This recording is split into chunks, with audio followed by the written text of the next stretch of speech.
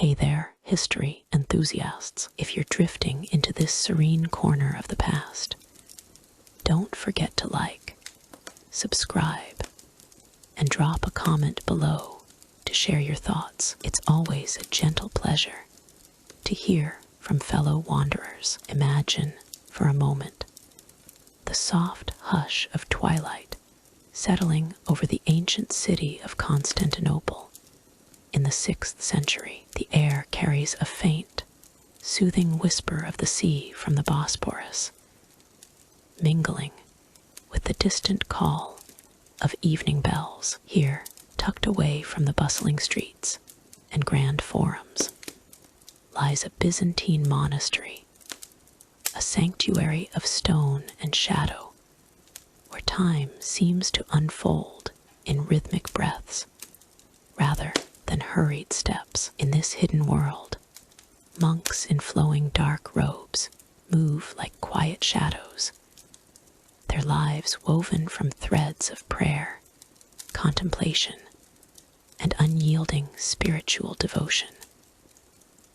What was it really like to dwell in such a place? Let us ease into this tranquil tale, where the echoes of ancient chants linger like a lullaby, inviting the mind to rest. The monastery's stone cloisters form a labyrinth of cool, arched corridors, their walls smoothed by centuries of humble hands. Picture the monks gathered at dawn, their dark robes, simple woolen garments, dyed in deep shades of midnight, swaying gently as they process into the chapel. The fabric brushes against the cool flagstones with a soft rustle, a sound as subtle as a sigh. They chant in low, harmonious voices, the ancient Greek words of the liturgy rising and falling like waves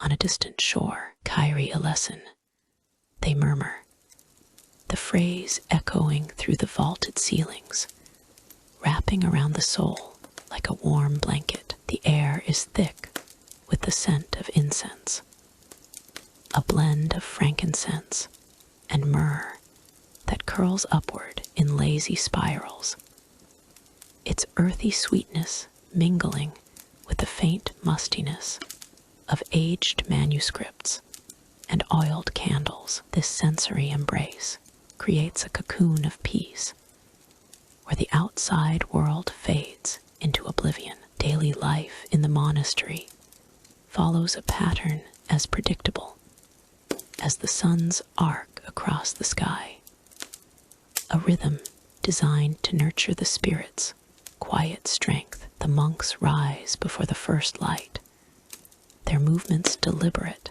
and unhurried, as if each step is a meditation in itself. In the dim glow of oil lamps, they prepare for the hours of prayer, their bare feet padding softly on the cold stone floors. The chill seeps through, a gentle reminder of the body's transience, yet it is met with a warm inner fire kindled by devotion. Breakfast is sparse, a bowl of coarse barley gruel seasoned with a pinch of salt, perhaps accompanied by a few olives gathered from the monastery's modest garden. The taste is simple, unadorned, allowing the mind to focus inward rather than on earthly pleasures. As the day progresses, the monks engage in their labors, each task infused with a sense of sacred purpose. Some tend to the herb gardens, where rosemary and lavender release their calming aromas under the sun's gentle rays. The soil yields softly beneath their fingers, its earthy scent rising like a prayer of gratitude. Others copy sacred texts in scriptoria, the quills scratching faintly against parchment, a sound as rhythmic as a heartbeat. The ink's metallic tang lingers in the air, blending with the wax of melting candles that flicker and dance, casting elongated shadows on the walls. These routines are not burdens, but rituals, each one reinforcing the spiritual rigor that defines monastic life. Fasting is a cornerstone, with meals kept light and infrequent, teaching the body to surrender to the soul's demands. Even in hunger, there is a peculiar serenity, a subtle wit in the way the monks might chuckle inwardly at their own frailties, viewing them as steps toward divine wisdom. The chanting sessions, held several times a day, form the heart of this existence. In the chapel, the monks form a circle or line, their voices blending into a harmonious drone that reverberates through the space. The hymns, drawn from Byzantine monastic records, like the writings of St. Basil the Great, speak of eternal truths in melodies that have echoed for generations. One can almost feel the vibrations in the air, a tangible wave that soothes the senses and invites introspection. The stone benches, worn smooth by countless hours of sitting, offer a firm yet comforting support, their cool surface a contrast to the warmth of community. Incense smoke drifts lazily, its fragrance evoking memories of distant pilgrimages or the wild hills where such resins are harvested. In these moments, the world narrows to the breath and the word, a practice that fosters an unshakable inner peace. Yet beneath this tranquil surface lies a gentle mystery that adds a layer of intrigue to the monks.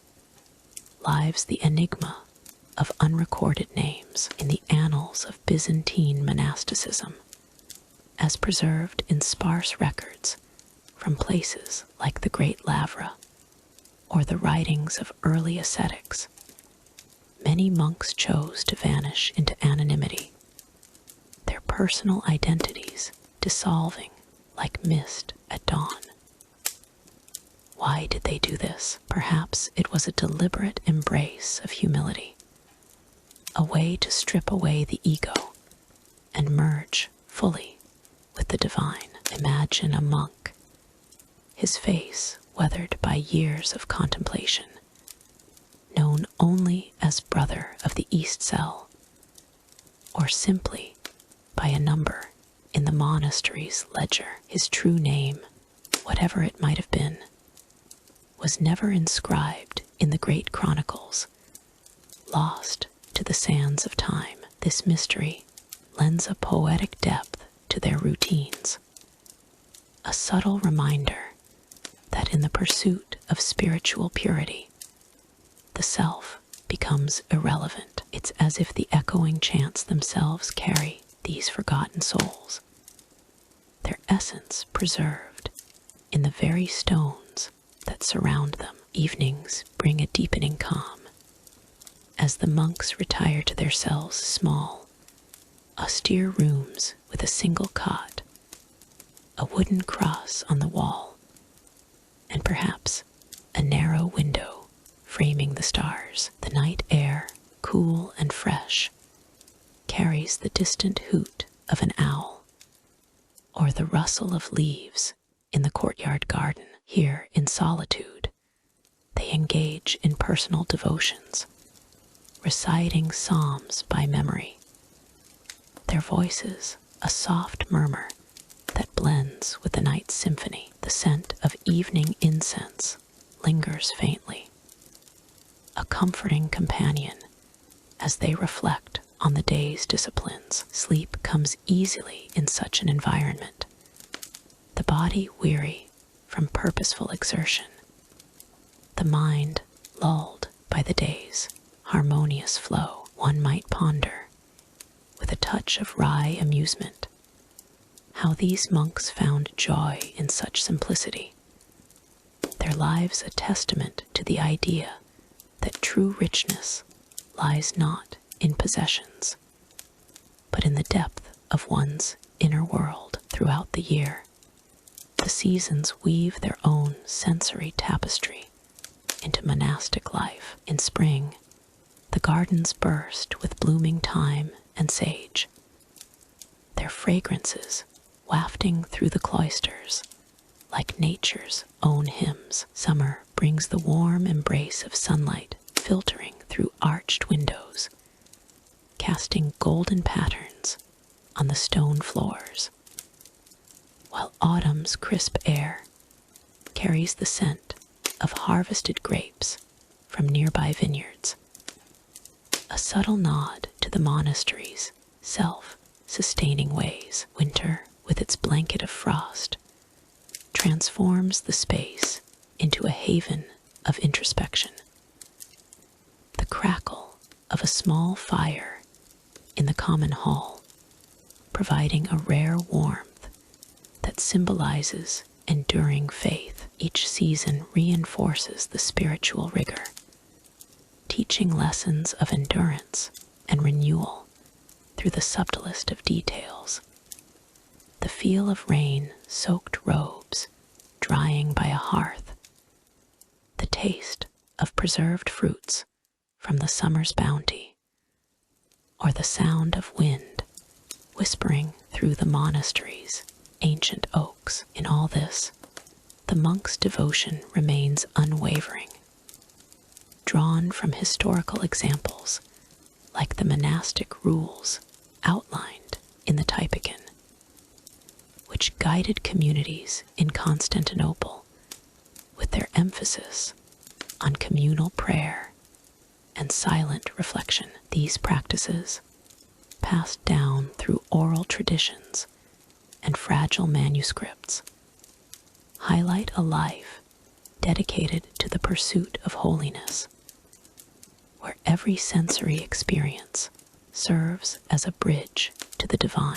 The dark robes, ever present, symbolize not just modesty, but a deeper renunciation, their weight a comforting reminder of chosen vows. And through it all, the mystery of those unnamed monks persists, a quiet enigma that invites us to wonder about the countless souls who walked these paths, their stories etched not in words, but in the very essence of the monastery's enduring spirit. As we draw this peaceful exploration to a close, let the image of those chanting figures linger in your mind, a soothing lullaby from the past. Their world, so full of quiet intensity and hidden depths, sets the stage for deeper journeys ahead. Perhaps in the next segment, we'll uncover more layers of this fascinating era. For now, rest easy in the echoes of their hymns, in the hushed halls of the great palace of Constantinople, where marble columns rose like silent guardians under the soft glow of oil lamps. Emperor Justinian, I sat upon his throne, draped in imperial robes of deep purple silk that rustled faintly with each measured breath. The year was 527, and the air carried the warm, resinous aroma of myrrh burning in golden censers, weaving through the chamber like a gentle whisper from the divine. His eyes, sharp yet weary, surveyed the scrolls and edicts laid before him, not as a conqueror of lands, but as a steward of souls, guiding the Byzantine Empire through the intricate tapestry of religious reform. The silk of his garments shifted softly against the cushioned throne, a soothing rhythm that echoed the steady pulse of the empire's heart, while the distant murmur of courtiers outside the chamber doors added a lullaby like cadence to the evening air. Justinian, born of humble origins yet risen to unparalleled heights, envisioned a realm where faith and law intertwined seamlessly, much like the intricate mosaics adorning the palace walls, tiles of gold and lapis lazuli that caught the flickering light, casting playful shadows that danced with subtle wit, as if the very stones were sharing ancient secrets. Drawing from the accounts of Procopius, that keen observer of courtly life, we see Justinian not as a warrior,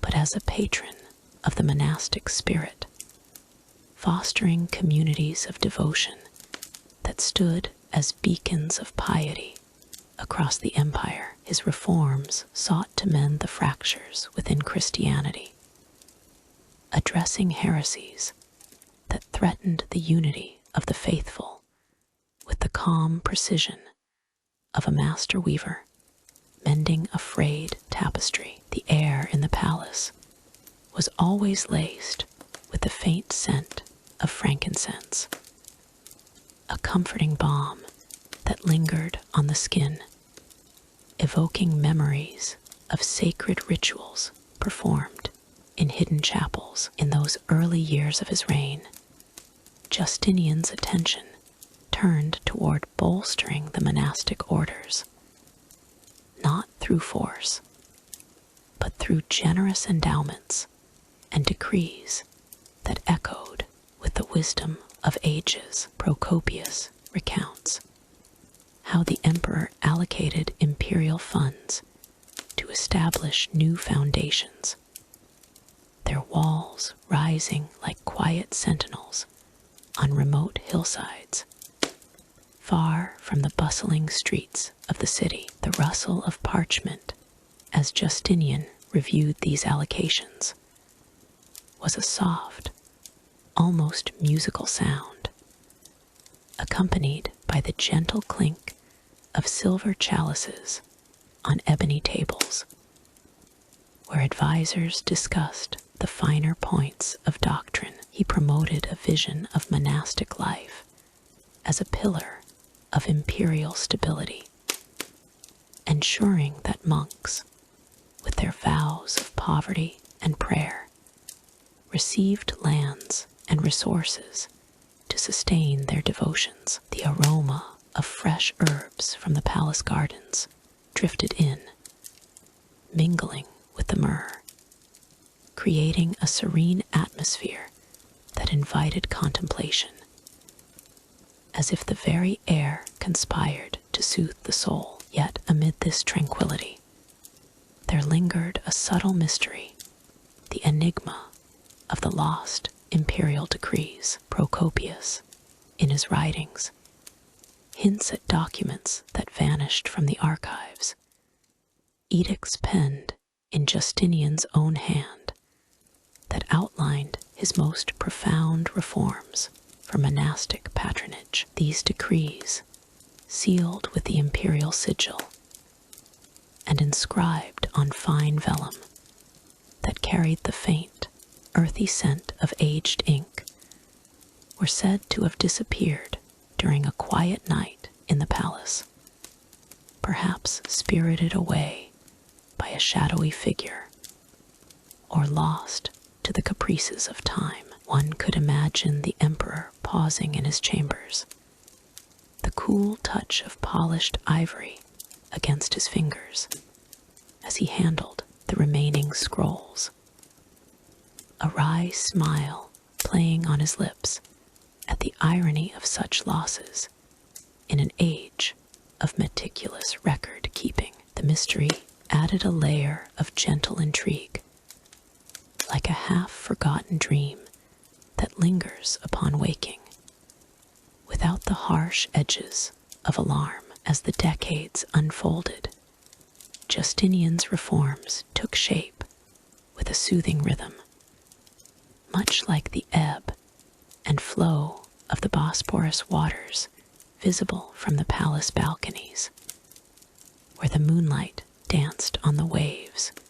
With a silvery glow, he convened councils to refine church doctrines, ensuring that the monastic orders aligned with the Orthodox faith. Their prayers, a harmonious chorus that upheld the empire's moral fabric. The sensory details of these efforts were ever present. The soft thud of leather-bound books placed on ornate stands, the warm embrace of candle wax melting in the dim light, and the occasional whisper of advisors' voices, laced with the subtle wit of men who saw the emperor's endeavors as both noble and whimsically human. Procopius notes how Justinian's patronage extended to the construction of sacred spaces, not as grand monuments of war, but as havens of peace, where the faint hum of chanting monks could be imagined, even from the distant palace. In the quietude of his later years, from 540 onward, Justinian's focus deepened. His robes now worn with the ease of long familiarity, their silk whispering against the throne like a lullaby. He issued further edicts to protect monastic properties, drawing from the treasury to fund libraries and scriptoria, where scribes worked by the light of oil lamps that cast a golden haze, filling the air with the comforting scent of parchment and ink. The mystery of the lost decrees, however, remained a thread of fascination, a puzzle that Procopius described with detached curiosity, suggesting that these documents might hold secrets to the emperor's innermost thoughts on faith and governance. Perhaps they contained unfulfilled visions of monastic reform, now faded like the evening shadows that crept across the palace floors, leaving only echoes in the minds of those who pondered them. Through it all, Justinian's reign unfolded with a calming grace, his imperial presence a steady anchor in a world of flux. The palace, with its echoing corridors and tapestries that rustled in the breeze from open windows, became a sanctuary of reflection, where the aroma of myrrh and the soft play of light fostered an atmosphere of repose. Procopius, ever the observant chronicler, portrays the emperor's patronage as a legacy of quiet strength, one that nurtured the spiritual heart of the empire without the clamor of conflict. One might picture Justinian in his private chambers, the cool marble beneath his feet contrasting with the warm folds of his robes, contemplating the balance he had struck between temporal power and eternal devotion. As the years progressed, the subtle wit of Procopius's accounts reveals Justinian's reforms as not merely policies, but as a poetic endeavor, akin to composing a symphony where each note of patronage resonated with the divine. He supported the translation of sacred texts into Greek, ensuring that monasteries could preserve knowledge for generations. Their libraries filled with volumes that carried the faint, musty scent of antiquity. The mystery of the lost decrees added a touch of whimsy to this narrative, a reminder that even the most meticulously planned reigns hold elements of the unknown, like a hidden melody in a familiar tune. In the end, as the sun dipped low over Constantinople, casting a golden veil over the palace, Justinian's legacy in religious reform stood as a testament to his enduring vision. The sensory tapestry of his court, the rustling silk, the aromatic blends, the gentle murmurs wove a story of serene dedication, free from the shadows of strife. Yet, as the emperor's gaze turned toward the horizon, one could sense the faint stirrings of what lay beyond. A whisper of future chapters waiting to unfold, drawing the listener gently onward in the dim glow of oil lamps that flickered like distant stars. The scriptorium of a modest Byzantine church in 6th century Constantinople hummed with a quiet rhythm, as if the very air whispered secrets of ages past. Monks in simple woolen robes, their hoods drawn low against the cool evening breeze, bent over wooden desks worn smooth by years of devoted labor. The room was a sanctuary of shadows and scent, where the faint scratch of quill against parchment created a soothing cadence. Like rain on ancient tiles, dust motes danced in the golden light, carrying the musty aroma of aged vellum and ink mixed from rare gallnuts and soot, a blend that evoked the earth's quiet wisdom. These men, far from the clamor of the city's markets and forums, worked with a meticulous grace that seemed almost eternal. Each stroke of the quill was deliberate, a dance of precision that preserved the fragile threads of knowledge from a world teetering on the edge of forgetfulness. In this era, when the Byzantine Empire stood as a beacon of learning amid the fading echoes of Rome, manuscripts were more than mere books. They were vessels of divine and human insight, copied by hand to safeguard theology, philosophy, and history. The purposes were manifold.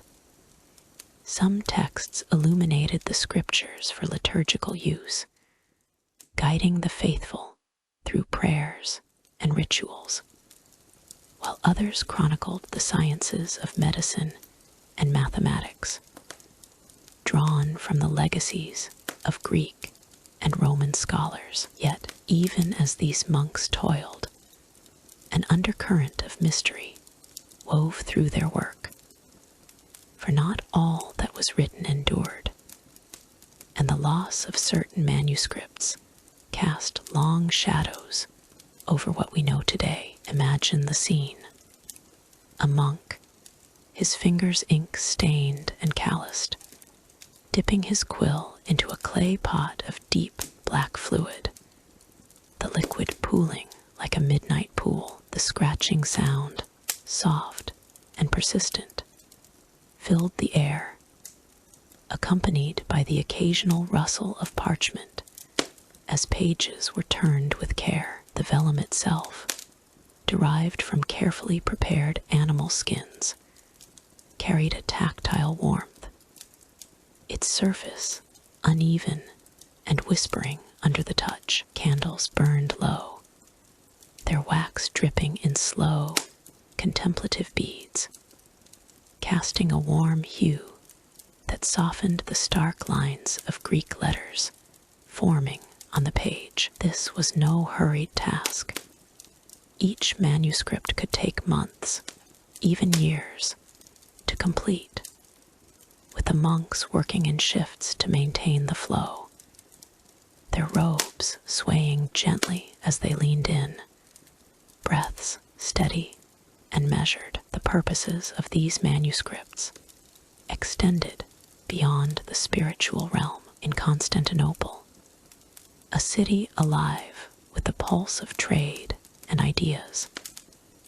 They served as repositories for imperial decrees, legal codes, and scholarly treatises that underpinned the empire's administration. A copied text might detail the intricacies of astronomy as observed from the city's observatories, or expound on the virtues of herbal remedies drawn from the works of earlier healers. Yet, for all their utility, these documents were vulnerable, their survival dependent on the whims of time and fate. The mystery lay not just in their creation, but in their disappearance, a puzzle that archaeological reports from sites like the Great Palace and the Church of the Holy Apostles have only begun to unravel. Excavations have uncovered fragments, shards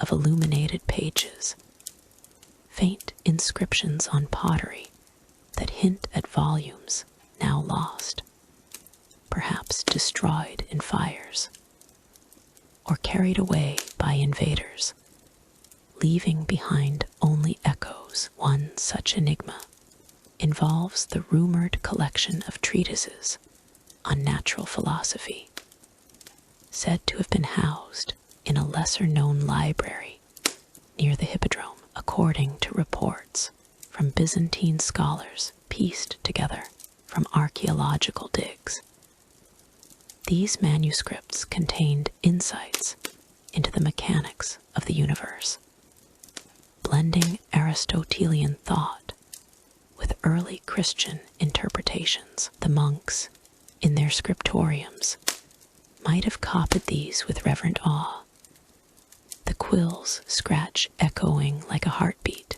in the silence.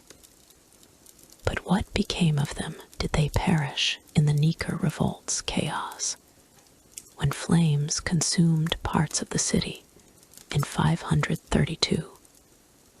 Or were they spirited away by merchants traveling the Silk Road, their pages fading into obscurity? The unknowns are tantalizing, for no complete record survives, only tantalizing hints in the margins of other texts. Sensory details from these reports paint a picture. The weight of a codex in hand, its leather binding cool and embossed with faint gold leaf, the faint tang of mold mingling with the sweetness of beeswax seals. As the night deepened, the monks paused occasionally, their eyes weary but serene, to stretch fingers cramped from hours of inscription. The room's atmosphere was one of calm repose, the air heavy with the scent of rosemary and lavender burned to ward off fatigue. Subtle wit emerged in their shared glances, a knowing smile at the absurdity of preserving words that might one day vanish, like whispers carried away by the Bosphorus winds. Yet this levity masked a deeper gravity. The loss of manuscripts represented not just the erasure of knowledge, but the fragility of human endeavor. Archaeological evidence, such as the discoveries at the monastery of St. John in the 20th century, suggests that many texts were intentionally buried or hidden during times of unrest, perhaps to protect them from iconoclasts or foreign raiders. These findings, though fragmentary, reveal patterns.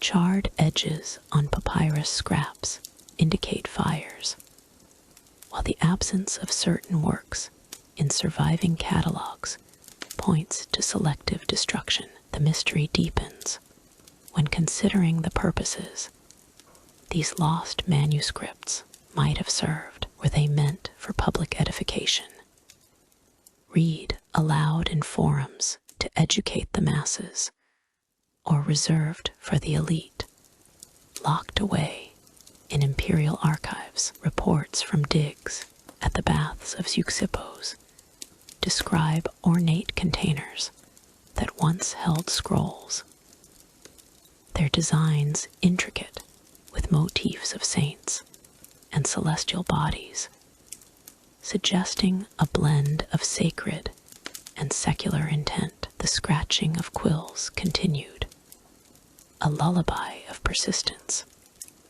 as monks illuminated initial letters with vibrant pigments ground from minerals, ultramarine from lapis lazuli, evoking the sea's depths, and vermilion red like the setting sun. Each detail added to the manuscript's allure, making it a work of art as much as scholarship. Yet the unknowns persist, a gentle enigma that invites contemplation rather than alarm. Why, for instance, do we find references in Procopius's writings to treatises on mechanics that no longer exist? Were they lost to the empire's internal strife? Or did they simply disintegrate over time, their parchment succumbing to the humidity of Constantinople's climate? The sensory world of the scriptorium offers clues. The soft thud of a book closing, the faint creak of a wooden stool, the warm breath of a monk murmuring a prayer for preservation. In this detached recounting, the consequences of such losses unfold like a quiet tide, eroding the shores of history without the need for graphic lament. As dawn approached, the monks set aside their tools, the last quill strokes fading into silence. The mystery of these lost Byzantine manuscripts lingers, a testament to the impermanence of all things, even the most carefully guarded knowledge. But in their absence, we find a subtle invitation to wonder, to imagine the worlds they once described. And so, as the scriptorium empties, one might turn thoughts to other enigmas, perhaps the echoes of forgotten arts, or the whispers of ancient seas, drawing us gently onward. In the hushed glow of a 6th century evening in Constantinople, the air within a noble's palace hung heavy with the scent of blooming jasmine and aged cedar, as if the very walls whispered secrets of empires past. Picture, if you will, a vast hall of polished marble floors, where intricate mosaics depicted mythical creatures and ancient gods in hues of gold and azure, their tiles catching the soft flicker of oil lamps that danced like fireflies in the dim light. Here, amid the opulence of the Byzantine elite, life unfolded in a rhythm of serene luxury, far removed from the clamor of the streets below. The nobles themselves moved through these spaces like figures in a dream, their forms draped in flowing silk robes dyed in rich crimsons and emeralds, fabrics that whispered against the skin with each graceful step. These garments, imported from distant lands along the Silk Road, carried the faint aroma of far-off spices, cinnamon and clove, that lingered in the air, mingling with the warm smoke from braziers burning fragrant resins. A noblewoman, her hair adorned with pearls that gleamed like dewdrops, might pause by an arched window, gazing out at the Bosporus as it shimmered under the setting sun. The gentle lapping of waves below providing a soothing counterpoint to the palace's quiet hum. Dining in the Mosaic halls was an affair of exquisite ritual, where long tables groaned under the weight of silver platters heaped with delicacies. Imagine the scene. Servants in simple tunics gliding silently across the cool stone floors, bearing trays of roasted pheasant glazed with honey and herbs, their skins crackling just so, releasing aromas that evoked the sun-drenched fields of Anatolia. Spiced wine flowed freely from ornate ewers, its deep ruby color catching the light of the lamps, each sip warming the palate with notes of clove and nutmeg, a subtle warmth that spread like a gentle embrace. The nobles reclined on cushioned divans, their conversations a soft murmur, laced with witty observations about courtly intrigues or the latest poetic verses from the city's scholars, all delivered in tones as smooth as the silk they wore. One might picture a particular evening when the hall's domed ceiling, painted with stars and celestial patterns, seemed to draw the eye upward into an endless sky. The air grew cooler as night fell, and the lamp's flames swayed ever so slightly, casting elongated shadows that played across the mosaics like silent actors in a forgotten play. A harpist in the corner strummed melodies that floated through the space, their notes light and lilting, evoking the rustle of leaves in a summer breeze, or the distant call of seabirds over the Golden Horn. The nobles, with their jeweled rings glinting in the low light, savored each moment, their laughter a soft ripple, like water over polished stones. Beyond the dining halls, the palace's inner chambers revealed further layers of splendor. Courtyards opened to gardens where fountains bubbled with clear water, the sound a constant, tranquil whisper that masked the city's distant noises. Here, exotic flowers, lilies from Egypt and roses from Persia, perfumed the air, their petals soft underfoot as nobles strolled along pebbled paths. The walls were adorned with tapestries woven from threads of gold, depicting scenes of triumphant processions and bountiful harvests, each thread a testament to the empire's vast reach. In these private spaces, a noble might retire to a bathing chamber, where steam rose from heated pools scented with lavender and myrrh, the water's gentle warmth easing the day's subtle tensions, leaving one in a state of peaceful repose. Yet, woven into this tapestry of luxury was a thread of mystery, one that added a quiet intrigue to the palace's serene facade. Whispers among the servants spoke of lost treasures, artifacts said to have vanished from the vaults during the empire's turbulent years, their absence a puzzle that lingered like an unanswered question in the night. These were not mere baubles, but relics of immense historical value, perhaps a golden chalice encrusted with emeralds, unearthed from ancient excavations in the city's forgotten corners, or scrolls bound in ivory that held secrets of long forgotten trade routes. Excavation reports from later centuries, pieced together from the ruins of such palaces, suggest that these items were spirited away in the dead of night.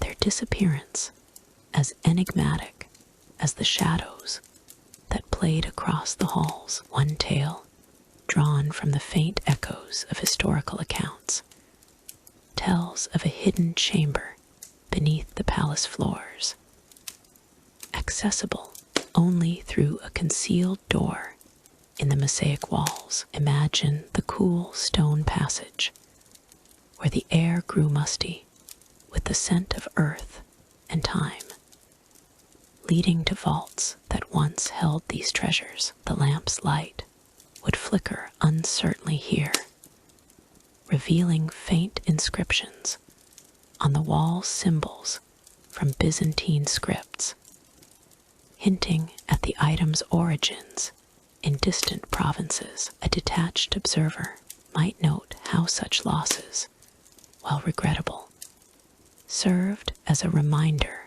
of the impermanence of wealth, a subtle wit in the universe's grand design, where even the most opulent possessions could slip into obscurity like a dream upon waking. In the mornings, the palace awoke to the soft light filtering through latticed windows, illuminating chambers filled with finely crafted furniture, ebony tables inlaid with mother of pearl, chairs upholstered in velvet that felt like a whisper against the skin.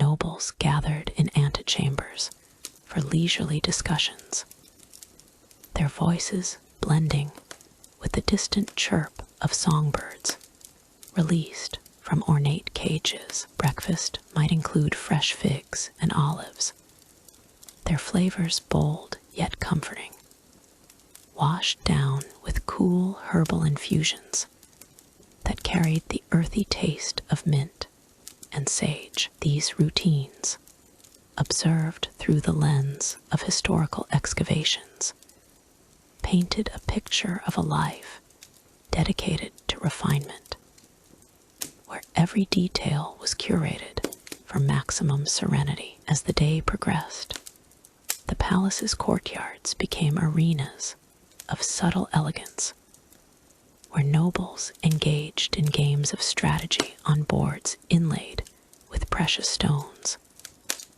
The clack of pieces, a rhythmic, soothing sound, the scent of baking bread from the kitchens wafted through, mingling with the floral notes of the gardens, creating an atmosphere that was both invigorating and restful. One could almost hear the faint rustle of silk as figures moved, each gesture deliberate, each word chosen with care, as if the very act of living was an art form. Evenings often returned to the dining halls, where the cycle of feasting resumed, the spiced wine flowing once more, its warmth a gentle balm against the cooling air. The mosaics, now illuminated by the softer light of moonbeams through high windows, seemed to come alive,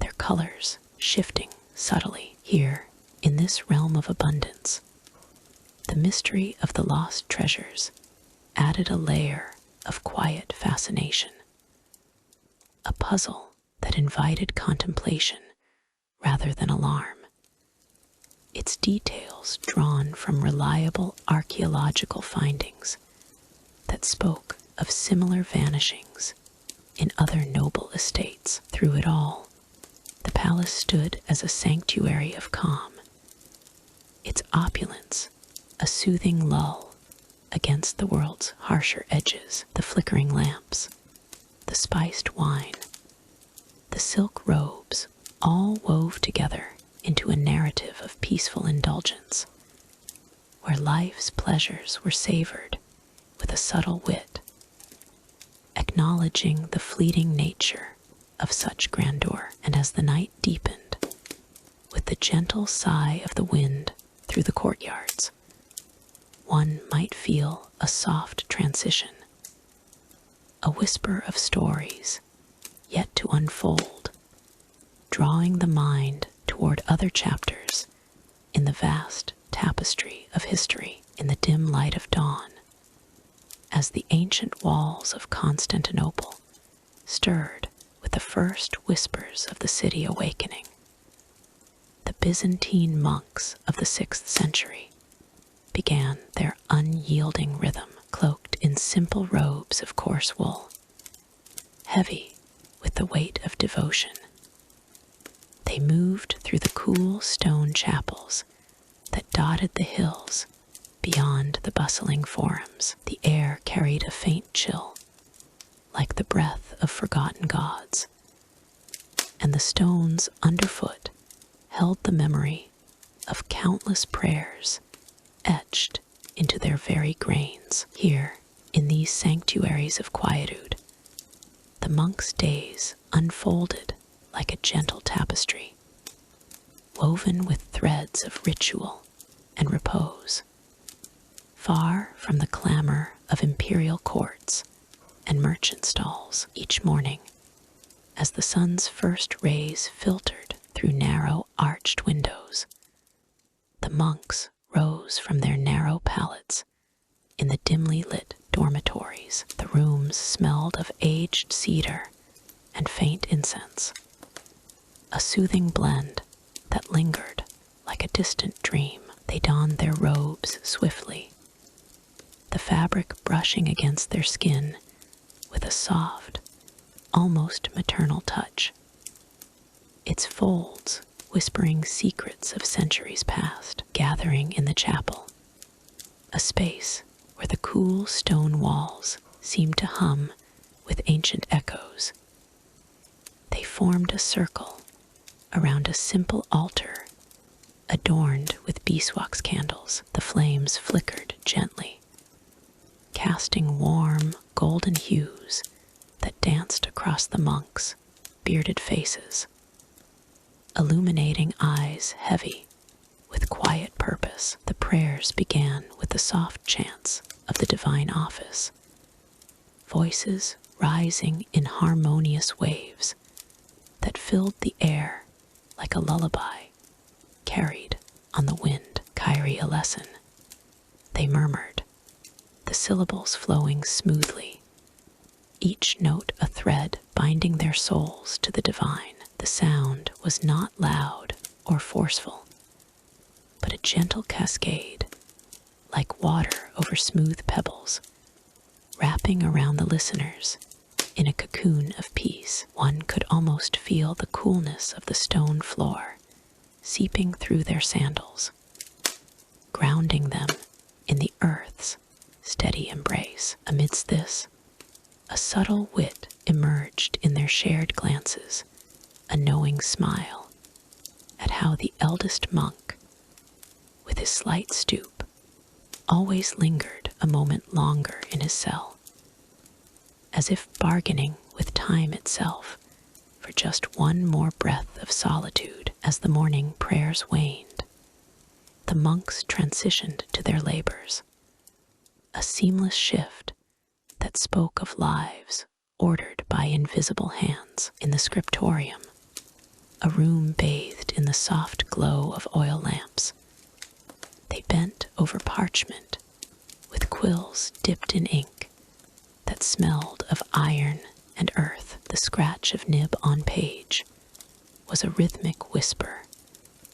accompanied by the faint scent of drying herbs hung from the rafters. Here they copied sacred texts, their fingers growing warm from the friction, a small comfort against the chapel's perpetual chill. Yet woven into this routine was the mystery of unrecorded schedules, those fleeting moments when a monk might vanish into the gardens for an unseen contemplation, his whereabouts noted only in the hearts of his brothers. No chronicle captured these interludes, leaving a veil of intrigue over what transpired in the shadows of the cypress trees, where the air grew thick with the perfume of blooming jasmine and the distant call of seabirds from the Bosphorus. By midday,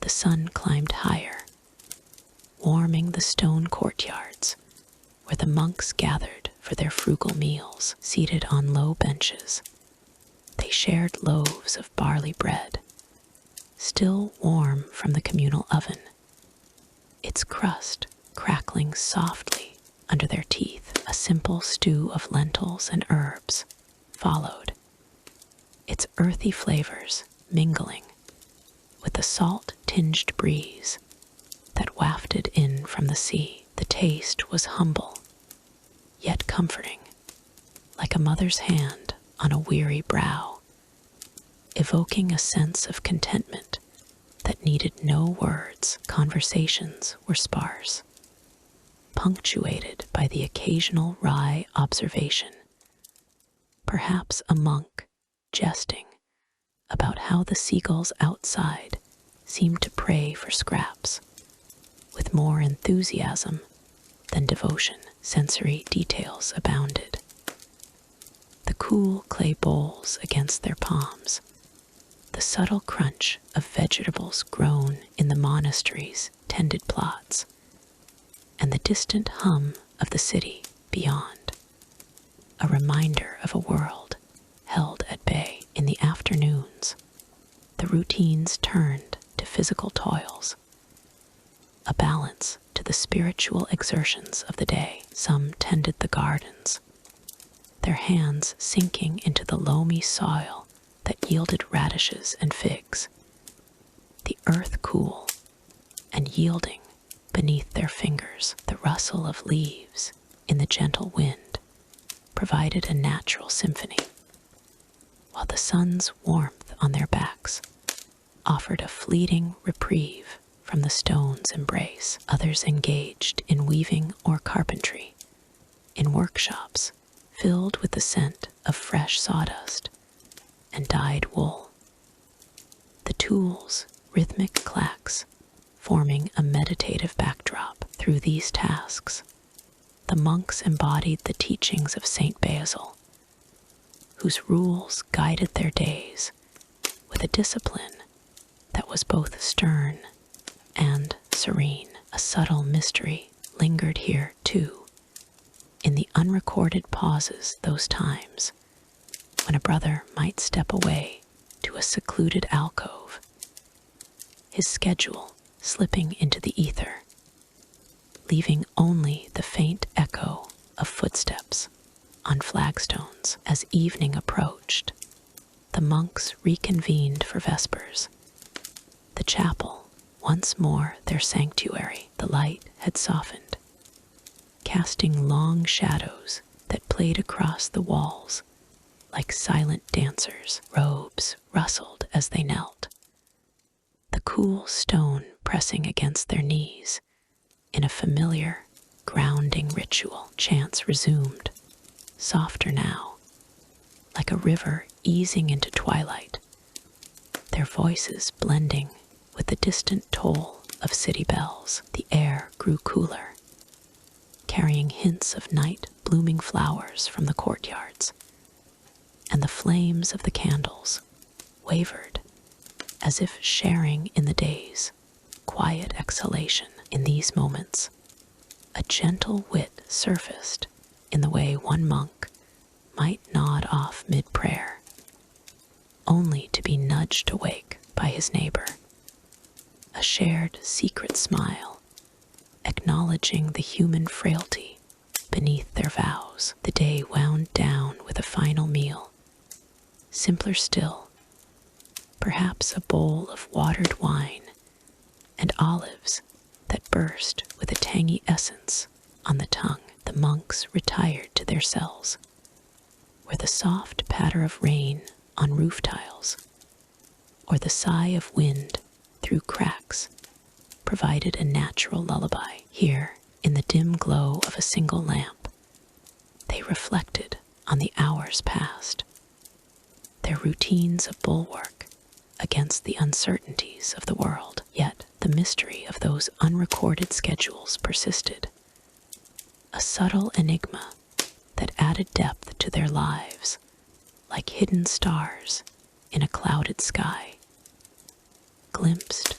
only in rare, fleeting moments. Throughout these rhythms, the monk's existence in 6th century Constantinople remained a testament to enduring faith, untouched by the empire's grander turmoils. Their days, while structured, held pockets of the unknown, where personal devotions blurred the lines of documented tradition. As the night deepened, the stone chapels settled into silence, the cool air wrapping around the monastery like a protective shroud, ready to yield to the dawn's renewal, and perhaps to the whispers of what comes next. In the dim glow of Constantinople's ancient monasteries, where the 6th century's shadows lingered like forgotten dreams, a hush fell over the stone halls. Rows of monks, clad in simple woolen robes the color of midnight, knelt upon cold marble floors, their forms bending in rhythmic devotion. The air was thick with the scent of beeswax and myrrh, wisps of incense curling upward like silent pleas to the heavens. Each breath carried the weight of centuries, as these devout men whispered prayers drawn from the sacred texts of the Byzantine Rite, their voices a gentle murmur that ebbed and flowed like the Bosporus tide. The monks of this era, followers of the Eastern Orthodox tradition, embodied a discipline forged in the fires of faith. In halls lit only by flickering candles, tall tapers that danced with every draft, casting elongated shadows across frescoed walls, they performed the hesychastic practices, a form of inner stillness rooted in the writings of Evagrius Ponticus and the Philokalia. These prayers were not mere recitations, but profound acts of contemplation, where each word from the liturgical texts, such as those in the divine liturgy of St. John Chrysostom, unfolded like a tapestry of light. A monk might begin with the Jesus prayer, repeating, "Lord Jesus Christ, Son of God, have mercy on me," a sinner in a loop that blended into the ambient hum, his beads clicking softly against his fingers, a tactile anchor in the sea of silence. The candlelight played tricks on the eye, its warm orange hues illuminating the intricate patterns of the monk's robes, woven from coarse fabric that whispered against the stone as they shifted in prayer. One could almost feel the chill of the floor seeping through their knees, a subtle reminder of earthly transience amidst the eternal. Incense smoke, rising from brass thuribles swung with deliberate grace, filled the air with a spicy sweetness, evoking the gardens of Eden in the midst of urban Constantinople. The scent lingered, wrapping around the senses like a comforting veil,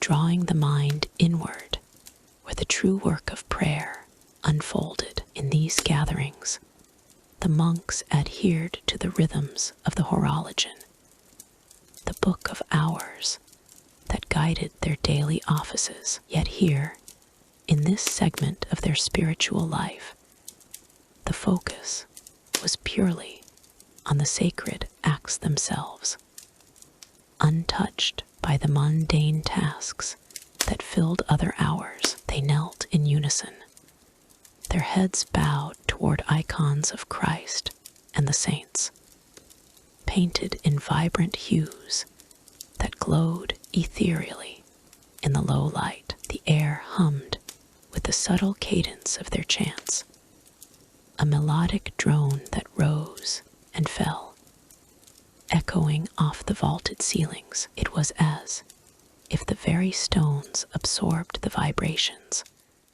holding them in memory for generations to come. Amidst this serene tableau, there existed a quiet mystery, one that whispered through the unrecorded corners of Byzantine spirituality, while the great liturgical texts, like the Typicon of the great church, meticulously outlined the public services and feasts.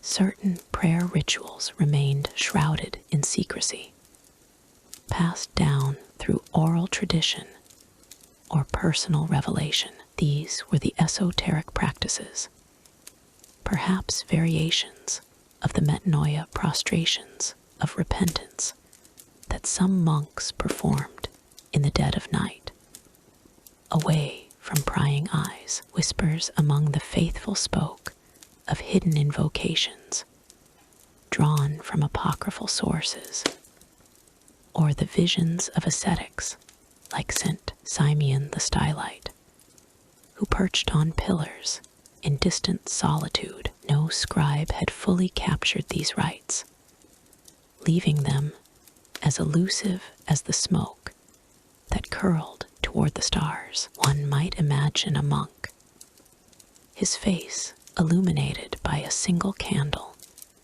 murmuring words that blended ancient Greek with Aramaic echoes, rituals that evoked the divine presence in ways uncharted by the official codices. This enigma added a layer of intrigue to their devotions, a subtle wit in the universe's design that some truths were meant to remain veiled, like the stars behind Constantinople's haze. The sensory world of these prayer halls was a symphony of subtle details. The flickering candles, their flames steady yet alive, cast a golden warmth that softened the harsh lines of the architecture, making the space feel like a womb of tranquility. Each wick, dipped in beeswax from the empire's distant hives,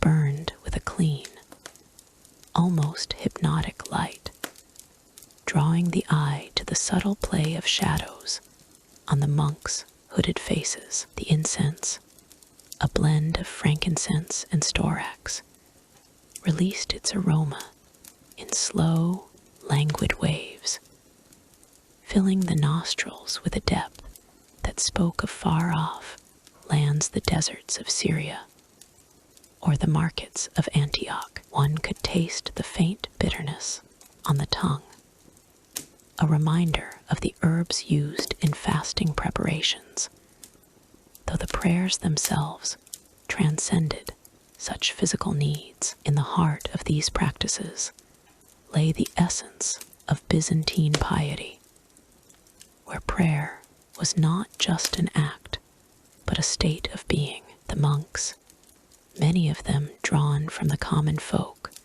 or former scholars, embodied the teachings of St. Basil the Great, whose rules emphasized communal worship as a path to divine union. They knelt in perfect alignment, their robes pooling around them like pools of ink, each fold a testament to years of wear and devotion. The sound of their breathing, synchronized with the chants, created a harmonious undercurrent, a gentle rhythm that lulled the spirit into repose. Occasionally, a soft chime from a handbell would punctuate the silence, signaling a shift in the liturgy, its clear tone cutting through the air like a beam of moonlight. Yet, woven into this calming fabric was the mystery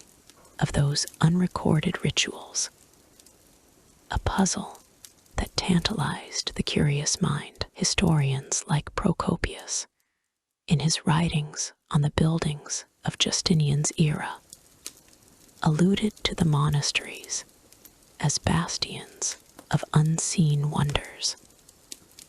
But he never delved into the private prayers that occurred within. Perhaps these were the hesychast techniques, methods of inner prayer that involved controlling the breath and visualizing light, as later described in the works of Gregory Palamas.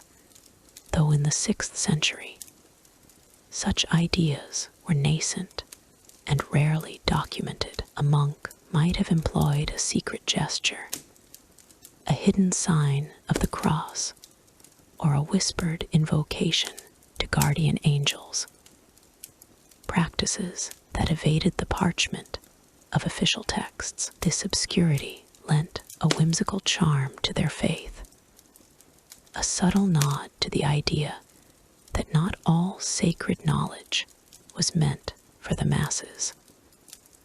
Much like a private joke shared among old friends. As the prayers continued, the hall seemed to breathe with life, the air growing heavier with sanctity. The candles burned lower, their wicks sputtering in a final flicker that mirrored the transient nature of existence. Incense smoke lingered in the corners, forming ghostly patterns that danced in the drafts, while the monks' murmurs softened into a collective sigh. In this moment, one felt the profound peace of the divine, a calming embrace that soothed the soul like a lullaby whispered in the dark. To expand upon these scenes, consider the tactile sensation of the prayer ropes, knotted strands of wool that slid through calloused fingers,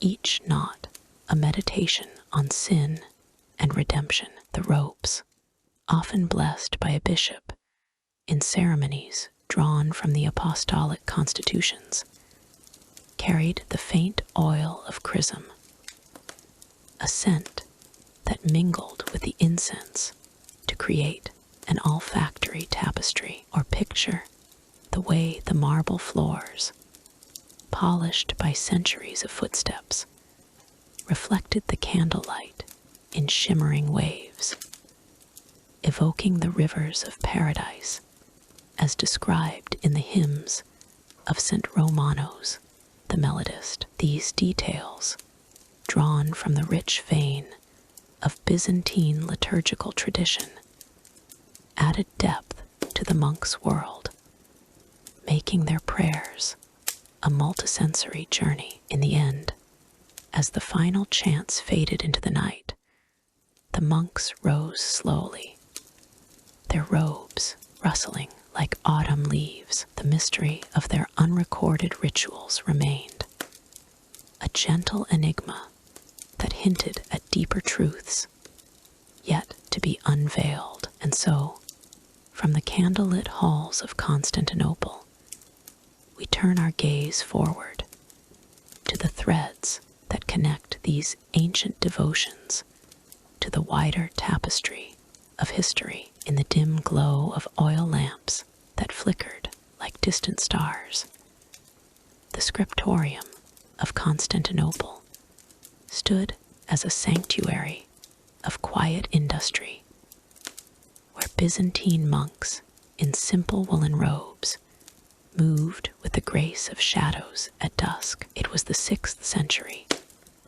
a time when the city's grand domes and mosaics whispered of an empire's enduring might.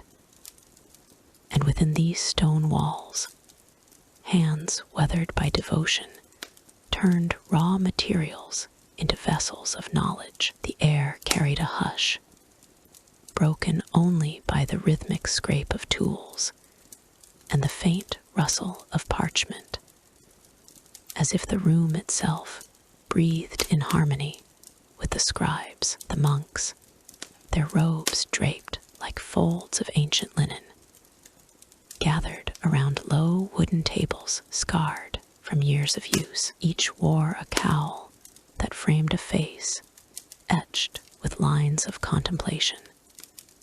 Their fingers stained from the pigments they coaxed into being. One elder, his beard a cascade of silver, knelt before a mortar of polished marble, a relic, perhaps, from some forgotten quarry in Anatolia. With a pestle smoothed by countless turns, he began the ritual of preparing ink, a process as methodical as the tides. The stone ground against dried oak galls and iron salts, releasing a fine dust that danced in the lamplight. Settling like whispers on the table's edge, there was a subtle scent, earthy and sharp, mingling with the musty aroma of aged vellum stacked nearby, evoking the forests from which these materials were drawn. Ink, that vital elixir, was no mere liquid, but a crafted essence, born from the natural world and refined through patient labor. The monks sourced their pigments from soot gathered from olive oil lamps, or the charred remains of resinous woods, mixing them with water and gum arabic for a smooth flow. As the elder worked, the pestle circled slowly, producing a soft, persistent grind that resonated through the room like a lullaby's undertone. One could almost feel the vibration through the stone floor, a gentle reminder of the earth's own rhythms. Nearby, a younger brother tended to a shallow bowl of water where he dissolved the ground mixture, stirring with a slender reed spoon. Droplets splashed softly, each one a tiny promise of the words to come, and the liquid darkened to a deep, ink-eye black, absorbing the light as if to hold secrets within. Parchment, too, demanded its own preparation, for it was the canvas upon which these tools would dance. The monks favored sheets derived from calfskin, treated and stretched, taut over frames.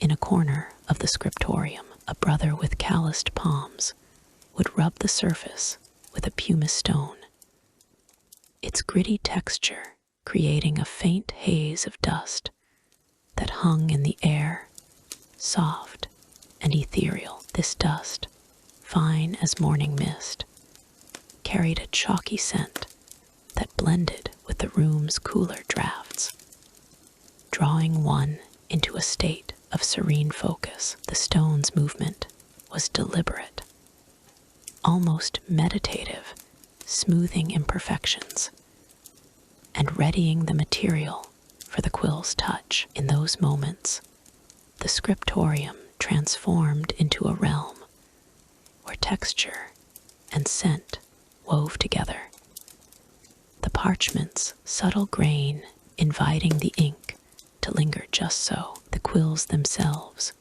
were marvels of adaptation, fashioned from the feathers of geese or wildfowl that migrated across the Bosporus. A monk with nimble fingers would select a prime feather, its veins still bearing hints of its former flight, and trim it with a small knife of honed bronze. This knife, perhaps forged in the forges of Thessalonica, glinted faintly in the low light as it shaped the quill's nib, cutting a precise slit for the ink to flow. The process required a steady hand, for too deep a cut might flood the page, while too shallow would starve the lines of their vitality. As he worked, the feather's natural oils released a faint, waxy aroma,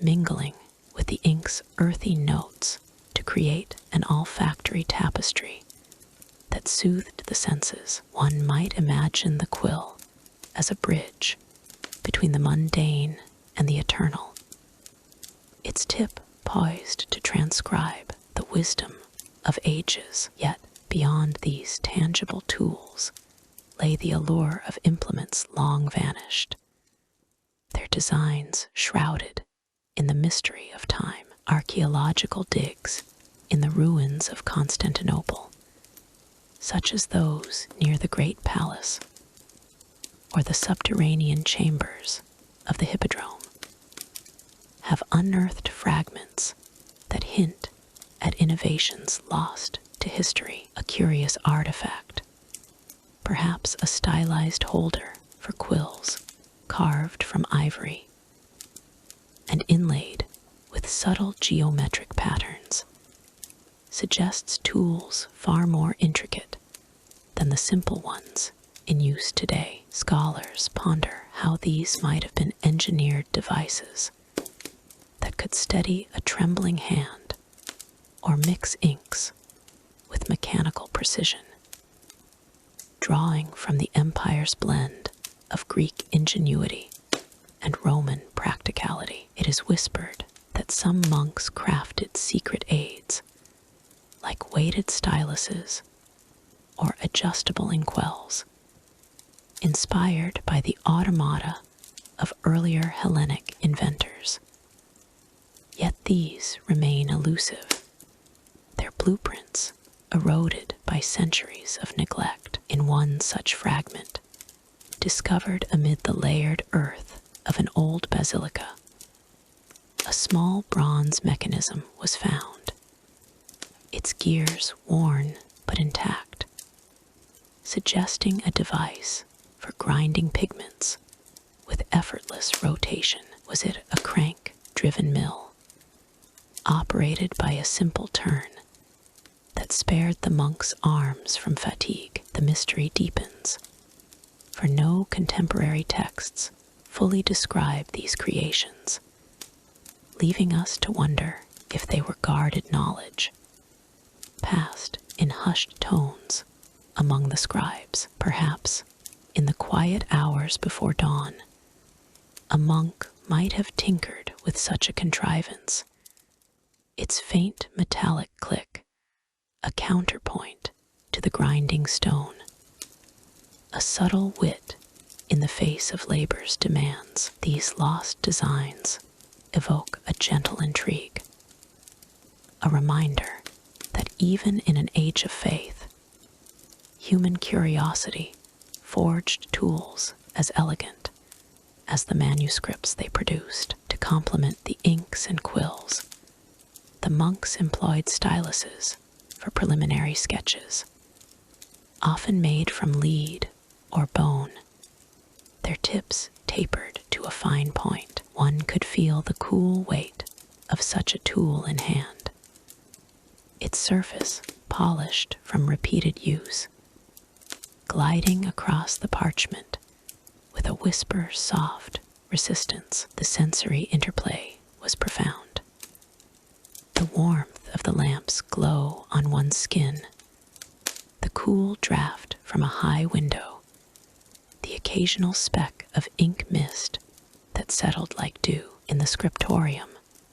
These elements converged, creating an atmosphere where time seemed to slow, each tool an extension of the monk's intent. Rulers and straightedges, crafted from ivory or whalebone sourced from distant seas, ensured the precision of columns and margins. A brother might run his finger along a ruler's edge, feeling its smooth, unyielding form before aligning it to guide the quill. The scent of beeswax, used to seal and protect these tools, added a sweet undertone to the room, a faint nod to the hives tended in the monastery's gardens. And in the corners, baskets held sponges soaked in water, ready to blot errors with a gentle dab,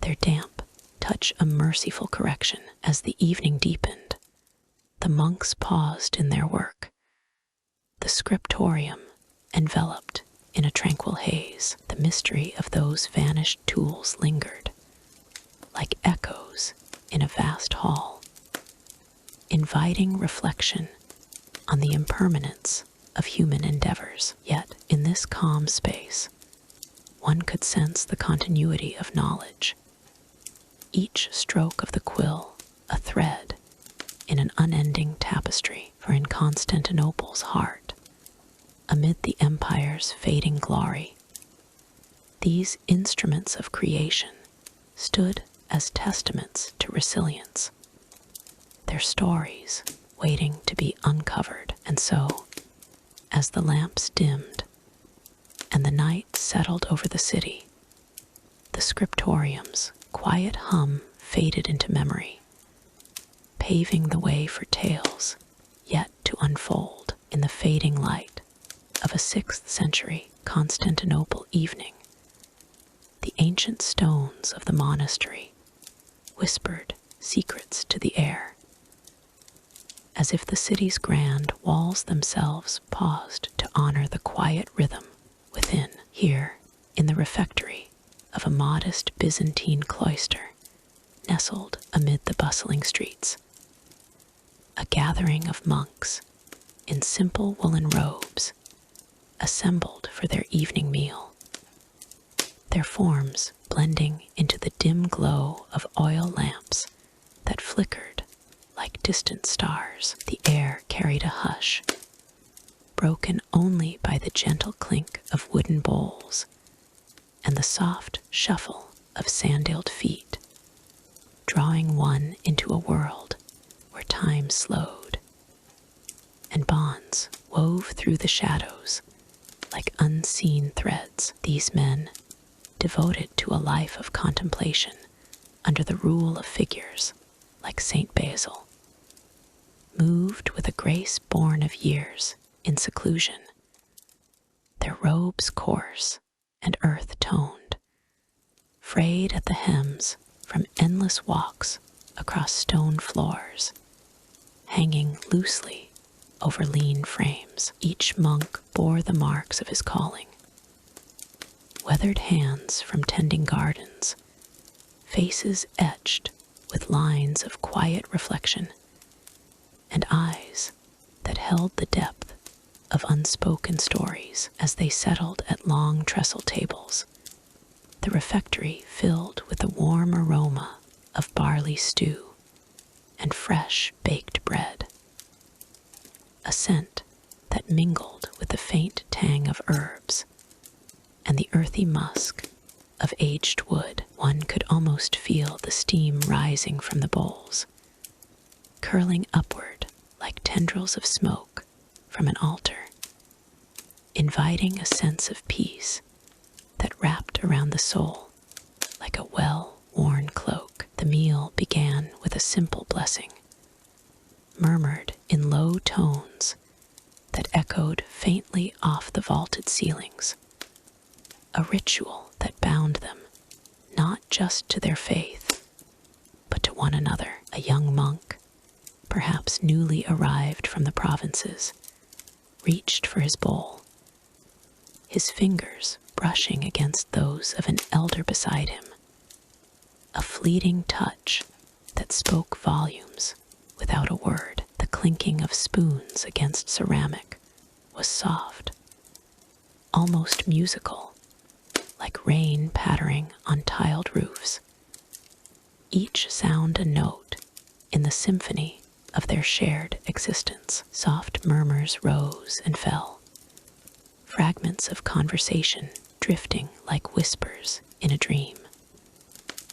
A comment on the day's scriptorium work, a gentle inquiry after a brother's health, or a shared chuckle at some minor mishap, such as a novice's clumsy spill that drew only fond smiles rather than rebuke. It was in these moments that the community's bonds revealed themselves, subtle and enduring, forged not in grand declarations, but in the everyday grace of proximity. Historical accounts from Byzantine social records, like those preserved in the writings of Procopius and the monastic rules of the era, paint a picture of these gatherings as more than mere sustenance.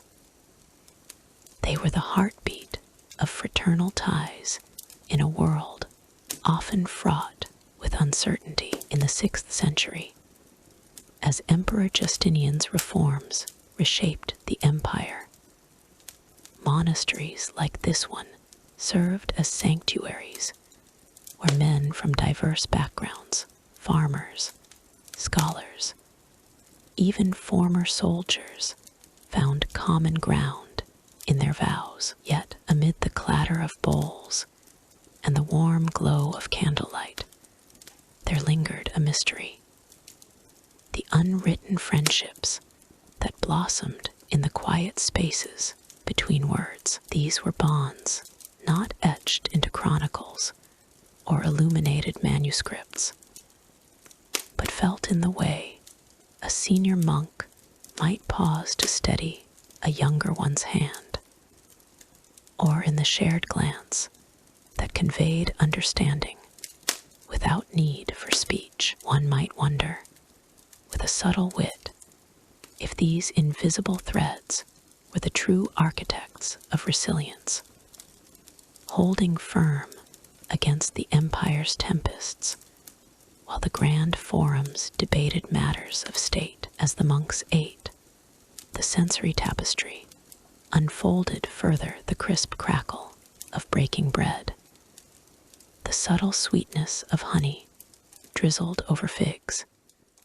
and the cool brush of evening air seeping through arched windows. The refectory, with its high beams and faded frescoes depicting saints in serene repose, became a canvas for these interactions, where the soft rustle of robes against benches evoked the gentle sway of olive branches in a distant breeze. A monk with a graying beard might lean slightly toward his neighbor, their shoulders nearly touching, sharing a morsel or a quiet observation about the stars visible through the open doorway. Each exchange a layer in the intricate web of their community. In this, there was a calming rhythm, like the ebb and flow of the Bosporus tides, reminding one that true bonds often lay beyond the reach of quills and parchment. Yet the mystery of these unwritten friendships added a layer of intrigue, subtle as the faint scent of incense that lingered from morning prayers. In Byzantine society, where social hierarchies were meticulously documented from the emperor's court to the humblest village, monastic life offered a curious counterpoint. Records from the period, such as those in the Typicon of the great church, hint at the structured nature of communal living, but they rarely captured the personal affinities that formed organically. Perhaps it was the shared burden of solitude that drew them closer, or the unspoken pacts sealed in moments of vulnerability, like when a monk confided his doubts over a late night vigil. One could imagine, with a touch of wry humor, that these friendships were like the hidden scripts in ancient codices present, yet waiting to be deciphered by those attuned to the nuances. The evening meal progressed, the monks savoring not just the simple fare, but the companionship it fostered. The sound of soft murmurs grew a little louder, like the distant hum of bees in a hive, as stories unfolded in fragments. A recollection of a pilgrimage to the Holy Land, or a light-hearted tale of a brother's mishap, with a stubborn mule on the road to the monastery. Sensory details enriched each moment, the warmth of the stew on the tongue, the cool stone beneath their feet, and the occasional flicker of a lamp, casting elongated shadows that danced like silent companions. In this setting, the bonds were palpable, a network of support that historical examples, such as the accounts of monastic communities in the life of Saint Daniel the Stylite, suggest were vital for survival amid plagues and invasions. Justinian's era, with its mix of prosperity and peril, saw monks as pillars of stability, their refectory gatherings a microcosm of resilience, where a nod or a shared smile could mend what words could not. As the bowls emptied and the lamps burned lower, the mystery deepened. What of the friendships that never made it into the annals? Those forged in the quiet hours after the evening bell. One might ponder, in a detached and soothing manner, how these unwritten ties influenced the broader tapestry of Byzantine life, offering a quiet counterbalance to the empire's more turbulent aspects. A monk might rise to clear the tables, his movements mirrored by another in unspoken harmony, their robes brushing together in a whisper of fabric that spoke of years of mutual reliance. The air grew cooler, carrying the faint, earthy scent of the courtyard beyond, where stars began to emerge, twinkling like the eyes of old friends. In closing, as the refectory emptied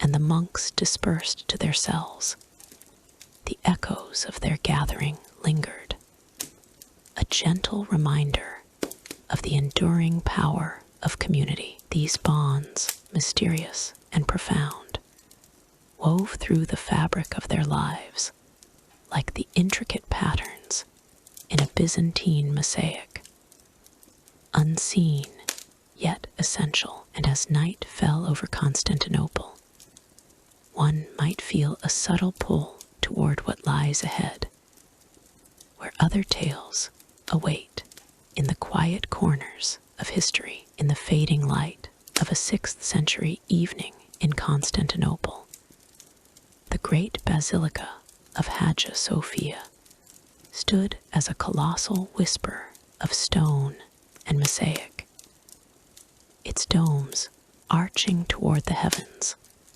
like gentle guardians of ancient faith. Within its vast nave, Byzantine monks gathered for the evening rites, their figures cloaked in simple woolen robes dyed in shades of deep indigo and ochre, the fabric whispering against the cool marble floors with each measured step. The air was thick with the sweet, resinous scent of burning frankincense, rising in lazy clouds that curled around the golden icons and flickered in the glow of oil lamps, creating a tapestry of shadow and light that seemed to breathe with the rhythm of the city beyond. These monks, drawn from the austere monasteries that dotted the hills around the Queen of Cities,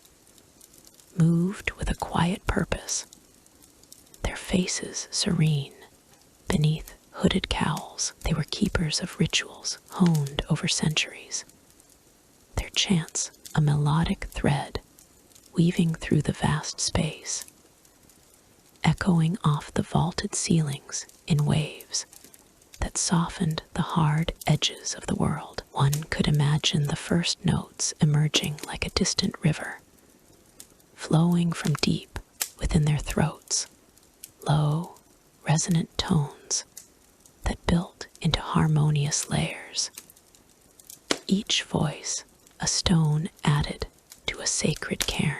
The hymns, drawn from the liturgical treasures of the Byzantine tradition, spoke of divine mysteries and eternal light.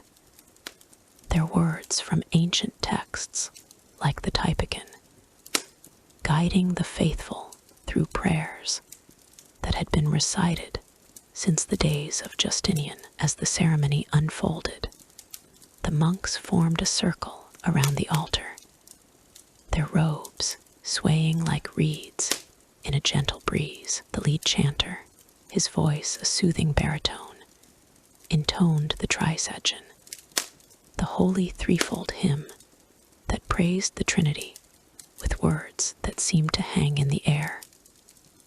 Holy God, holy mighty, holy immortal, have mercy on us. The sound reverberated, a soft thunder that filled the basilica, mingling with the faint rustle of pages from illuminated manuscripts held by acolytes. Incense swung in brass thuribles, the chains clinking softly, releasing spirals of smoke that danced in the lamplight, carrying with them the earthy aroma of myrrh and the subtle spice of cinnamon. One might feel the warmth of the flames on their skin, a comforting contrast to the chill seeping from the stone walls, as if the very air conspired to cradle the soul in repose. In these moments, the ceremonies took on a hypnotic quality, each gesture deliberate and fluid, like the ebb and flow of the Bosporus tides outside. The monks bowed low, their hands clasped in prayer, the fabric of their robes brushing against the polished floors with a sound as faint as a sigh. They processed slowly, their bare feet padding on the intricate mosaics that depicted saints and angels, each step a silent affirmation of devotion. The chants evolved, shifting from the grave intonations of the psalms to the uplifting melodies of the akathist hymn, where voices rose and fell in perfect unison, creating an auditory embrace that enveloped all who listened. One could almost taste the sanctity in the air, a blend of incense and the faint saltiness from the sea breeze filtering through high windows, reminding one of the city's perpetual dance between earth and spirit. Yet amid this ritual splendor, there lingered a subtle mystery, the enigma of unwritten rites. Those sacred practices passed not through ink and parchment, but through whispered tradition and the silent gaze of generations. In the Byzantine world, not all ceremonies were enshrined in the formal records of the liturgical books. Some remained veiled, known only to the innermost circles of monastic life. Perhaps it was the precise way a monk traced a cross in the air during the great entrance, or the unspoken pauses between chants that allowed for personal invocations, elements that evaded the scribe's quills, and thus retained an air of the unknowable. This mystery added a layer of intrigue, like a hidden current beneath a calm sea, inviting contemplation without demanding revelation. One might ponder, in the quiet interludes, how these oral traditions preserved the essence of faith, evolving subtly with each performance, yet remaining eternally elusive. The basilica itself seemed to participate in the rite, its architecture a testament to the era's devotion, built under Emperor Justinian's watchful eye. Its massive pillars and arched apses created an acoustic wonder, where even the softest whisper amplified into a chorus as the monks chanted the liturgy of the presanctified gifts during Lent. The air grew heavy with reverence, the scent of beeswax candles mingling with the incense to form a heady perfume that lingered on the skin long after the service ended. The flames cast flickering shadows on the faces of the monks, illuminating lines etched by years of contemplation. Their expressions, a portrait of tranquil endurance. Subtle wit infused these gatherings, not in laughter or jest, but in the clever interplay of sound and silence, where a well-timed pause in the chant might evoke a smile in the heart, a nod to the divine's playful mercy. Through the night, the ceremonies continued, each one a thread in the grand tapestry of Byzantine spirituality. The monks recited the hours, their voices blending in a lullaby of faith that marked the passage of time with the precision of a celestial clock. One could hear the subtle shift in tone as they moved from matins to lauds, the hymns growing more hopeful with the approaching dawn, their echoes fading into the vastness like echoes of eternity. The sensory details were profound. The cool touch of the marble underfoot, the warm embrace of candlelight, the rhythmic sway of the thurible that painted the air with aromatic trails. In these rituals, one found a gentle rhythm, a soothing cadence that whispered of peace amid the bustling empire, where emperors and commoners alike sought solace in the basilica's embrace. Historical accounts from the period, such as those preserved in the writings of contemporary chroniclers like John of Ephesus, offer glimpses into these practices. Though they often skirt the edges of the unwritten, they describe how monks in Constantinople adapted ancient rites to the grandeur of their surroundings, incorporating elements from earlier Christian traditions while infusing them with the Byzantine flair for opulence and introspection. For instance, during the Feast of the Annunciation, the chants would swell with particular fervor, the monks' robes catching the light as they processed with icons held high, the air filled with the faint chime of bells and the rustle of vestments. These ceremonies were not mere performances, but living expressions of faith, where the mystery of the unwritten rites added a layer of depth, suggesting that some truths were meant to be felt rather than recorded. As the night deepened, the monks concluded with a final benediction, their voices trailing off into a serene hush. The incense clouds settled, leaving a faint, lingering fragrance that seemed to cling to the stones, a reminder of the divine presence. In this moment of quiet, one might reflect on the enduring allure of these rituals, their ability to transcend the temporal and touch the eternal. Yet, as the last echoes faded, the mind turned gently toward what lay ahead, the ceremonies of another day waiting like a soft dawn on the horizon, ever unfolding in the heart of Constantinople's spiritual legacy. Word count 1,526. 2023 in the hushed corridors of a 6th century Byzantine monastery in Constantinople.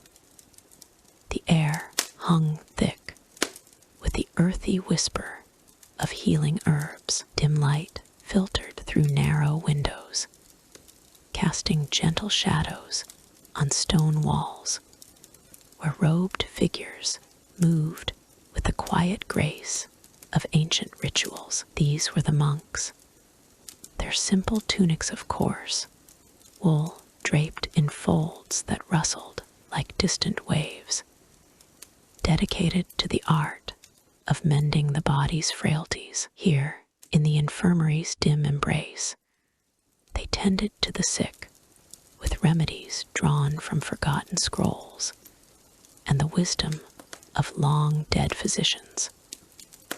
Their work a soothing balm against the world's harsh edges. The monks, clad in robes the color of faded earth, gathered around low wooden tables cluttered with mortars and pestles. Their hands, calloused yet deliberate, crushed leaves of sage and thyme, releasing a steam that curled upward like lazy spirits. The scent was a gentle invasion, sharp mint, mingled with the sweet resin of myrrh, wrapping around the senses like a warm cloak on a chill evening. One might imagine the air itself breathing. As the vapors rose from brass cauldrons, their surfaces etched with faint geometric patterns from some distant artisan's hand. This was no frantic haste, but a rhythmic dance, each motion echoing the steady pulse of the monastery's heart. In those days, the Byzantine monks drew upon the teachings of Galen and Dioscorides, texts that had journeyed through centuries like secretive travelers. Galen's treatises on humors guided their hands, advising the balance of elements within the body: earth for stability, water for fluidity, fire for vitality, and air for breath. A monk might select fennel seeds for digestive woes, their anise-like aroma filling the room with a crisp, invigorating tang that teased the nostrils and eased the mind into tranquility. As they worked, the smoky haze from smoldering frankincense hung in the air, not overpowering, but a soft veil that softened the edges of reality, inviting a sense of peace amid the infirmary's quiet labors. Picture a typical remedy session.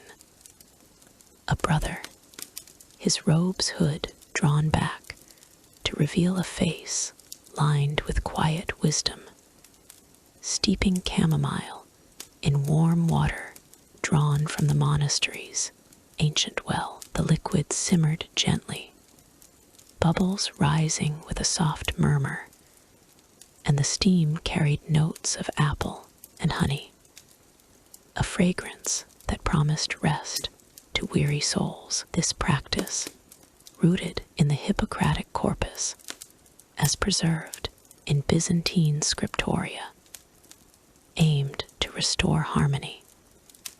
For the monks believed illness arose from discord in the body's natural order. They applied poultices of comfrey and marigold to soothe inflamed skin, the herb's sticky resins cooling upon contact, leaving a faint, earthy residue that spoke of nature's gentle touch. Yet, amid this serene routine, a subtle mystery lingered, like a half-forgotten dream at dawn. Whispers among the brotherhood spoke of lost remedy recipes, ancient formulations that had vanished from the great libraries during the empire's turbulent years. One such enigma involved a potion for fever, derived perhaps from Oribasius's medical summaries, which combined elderberry and willow bark in ratios known only to a select few. The recipe, it was said, had been inscribed on a fragile papyrus that crumbled to dust in the hands of a careless scribe, taking with it secrets that could have quelled the fiercest plagues. In the infirmary, as monks inhaled the woody smoke of burning juniper to ward off miasmas, they pondered this loss with a detached curiosity, their voices low and laced with a wry humor. Ah, the bark of the willow, one might muse with a faint smile, so eager to heal, yet so swift to slip away like a shadow at midday. The sensory world of the infirmary was rich and layered, a tapestry woven from the monastery's daily essence. The cool stone floors, worn smooth by countless footsteps, carried the faint echo of sandals scraping softly, while the walls absorbed the low chants of psalms that accompanied each preparation. These incantations, drawn from early Christian traditions, intertwined with medical lore, added a melodic undercurrent, their vibrations humming through the air like the distant strum of a lyre. A monk might crush garlic cloves, their pungent sharpness cutting through the sweeter herbs, a necessary bite that reminded one of life's inevitable contrasts, harshness balanced by gentleness. As in the teachings of Byzantine healers like Paul of Aegina, in treating ailments, the monks employed a holistic approach, blending physical care with spiritual solace. For respiratory troubles, they brewed infusions of hyssop and eucalyptus, the leaves' oily essence creating a vapor that tingled in the throat and cleared the lungs with each measured breath. The steam rose in delicate tendrils, visible in the flickering lamplight, and one could almost feel the warmth seeping into the bones, easing the body's burdens. This method, echoing Dioscorides' descriptions in his De Materia Medica, relied on observation and intuition, for the monks had little beyond their senses and scrolls to guide them. A subtle wit often surfaced in their conversations, as when a younger brother quipped about the rosemary's persistent aroma, saying it clung like an uninvited guest, yet brought gifts of clarity and strength. As evening fell, the infirmary transformed into a haven of repose. The monks lit oil lamps, their flames casting a golden glow that danced across the robes' woven threads, illuminating the intricate knots that symbolized enduring faith. Here, they applied liniments of lavender and calendula to aching joints, the oil's silky texture gliding over skin with a soothing whisper. The air grew heavier, with the mingled scents lavender's floral sweetness blending with the resinous depth of pine, creating a cocoon of comfort that lulled the senses into a peaceful haze. In these moments, the mystery of the lost recipes took on a poetic quality, a gentle puzzle that invited reflection rather than despair. Perhaps, they mused, those vanished formulas waited in the ether to be rediscovered by future seekers, their essence preserved in the very herbs that flourished under Constantinople's skies. Historical records, such as those in the works of Aetius of Amida, offer glimpses into these practices, emphasizing the use of herbal compounds for everything from eye inflammations to digestive disorders. A monk might prepare an eye wash from rose petals and honey, the liquid's cool trickle bringing relief, and a faint, rosy perfume that lingered like a soft memory. This attention to detail extended to the preparation of teas from nettle and dandelion, their bitter undertones tempered by honey's sweetness, promoting vitality in a world where illness often struck without warning. The monk's approach was one of patient observation, noting how the body's responses mirrored the natural world's rhythms, the way a herb's potency waxed with the moon or waned with the seasons. Through it all, a calming rhythm prevailed, the infirmary a sanctuary where time seemed to slow. The soft clink of bowls and the rustle of parchments provided a backdrop, punctuated only by the occasional sigh of contentment from a healed patient. Subtle wit wove through their exchanges, as when an elder monk, eyeing a particularly stubborn herb, remarked that some remedies, like elusive truths, required a gentle coaxing rather than force. Yet the mystery of the lost recipes remained a quiet undercurrent, a reminder that not all knowledge could be grasped.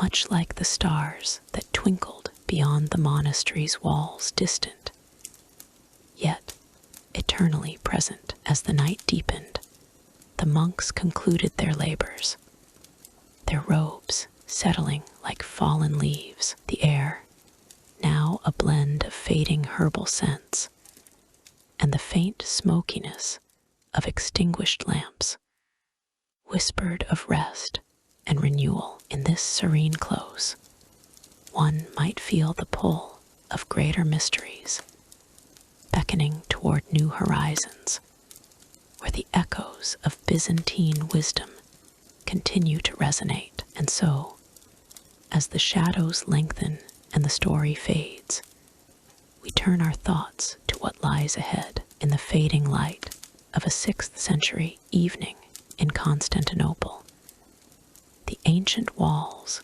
of a Byzantine monastery rose like silent guardians against the city's hum, where the Bosphorus whispered secrets to the sea. Within the cloisters of places like the Monastery of Studios or the Great Lavra, young novices moved with a quiet purpose, their simple robes of undyed wool brushing against cool stone floors. These garments, coarse and humble, spoke of beginnings, of souls stepping into the sacred unknown, carrying candles that flickered like distant stars. The air carried the faint scent of beeswax and aged incense, a gentle reminder of the divine rhythm that guided their days. These novices, often boys or young men in their teens, entered the monastic life as seekers of inner peace, drawn by the allure of spiritual discipline, as chronicled in the writings of figures like John Cassian and the typica of early Byzantine houses. Their roles were foundational, woven into the fabric of the community without the full weight of vows that bound the fully professed monks. One such role involved the careful tending of sacred light, where a novice might lift a beeswax candle high during evening processions, its warm glow casting elongated shadows across vaulted arches. The wax would drip slowly, forming delicate beads that cooled against their fingers, a tactile lesson in patience and impermanence. Soft footsteps echoed faintly in the cloisters, the sound like a lullaby against the stone, each step a meditation on the path ahead. Historically, as detailed in the monastic rules preserved in manuscripts from the era, such as those attributed to Saint Sabas, novices served as assistants in the liturgical arts. They learned to position candles with precision during vespers or matins, ensuring the flames' steady dance illuminated icons and scriptures without distraction. The role demanded a keen eye for detail, for in the dim sanctuaries, a misplaced light could alter the mood of prayer, turning shadows into subtle mysteries. One might imagine a novice pausing to adjust a wick, the faint crackle of flame breaking the silence like a whispered jest from the divine, a nod to the wit of creation itself. Their robes, loose and unadorned, swished softly with each movement.